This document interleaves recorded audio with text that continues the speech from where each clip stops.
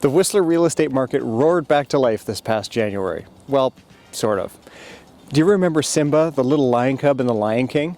Simba's first roar was kind of weak and timid, but nevertheless, it was a small roar.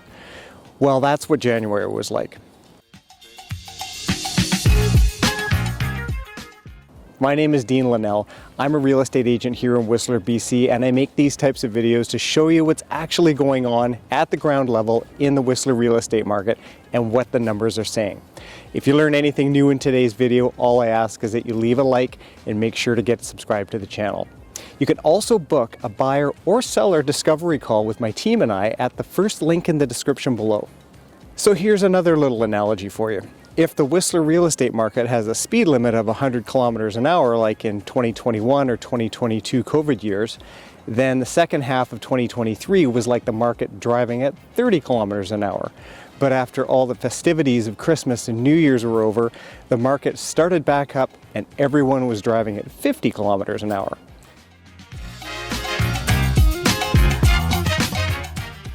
In January, the Whistler market saw its first monthly increase in sales volume since October, with 33 sales, up from 24 in December and 30 in November. On a year-over-year basis, sales activity was up 65% but remained about 44% below the 5-year average for the month of January. Inventory remained essentially on par with December with 253 units, but sits 15% below the 10-year inventory average. Based on the sales to listing ratio, I'd say the Whistler market conditions are currently balanced but leaning in favor of buyers. The median sales price was up year over year for single family homes, chalets as we call them here, and townhouses, and down slightly for condos due to fewer phase 1 condos versus January of last year. In Pemberton, there were 5 sales in January, 3 of which were single-family homes with acreage. Median sales prices were up year over year for both single-family and townhomes, which is likely a function of the increased buying power that comes with slightly lower mortgage rates in anticipation of interest rate decreases, hopefully in mid-2024. Inventory in Pemberton has been declining since September and currently sits at 61 units, 20 of which are vacant land. Overall, the inventory level is 5% above the 5-year average. From an economic perspective, a strong U.S. economy may be helping to heat up the Canadian economy and preventing inflation from declining closer to the 2% target, which unfortunately could delay the Bank of Canada's predicted interest rate cuts. Interest rates have held steady since July at 5%, and even if they continue to hold just steady, it has already led to buyers starting to take more action in the Whistler market.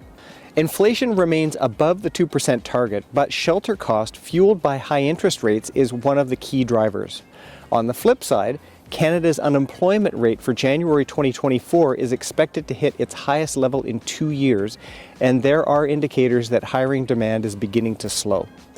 We've seen the return of some competition in the market, with a few multiple offers on properties having happened last month. And while still inventory is pretty tight, it's smart to put your best foot forward when a property that fits your wants and needs hits the market. Now, you may have heard that the Feds announced the extension of Canada's foreign buyer ban through to 2027. But keep in mind that Whistler and Pemberton are exempt from the foreign buyer ban, so there's no worries there.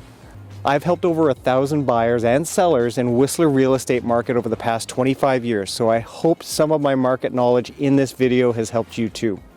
If there's any questions you have at all, throw them in the comments below. I personally read and answer every one of them right away.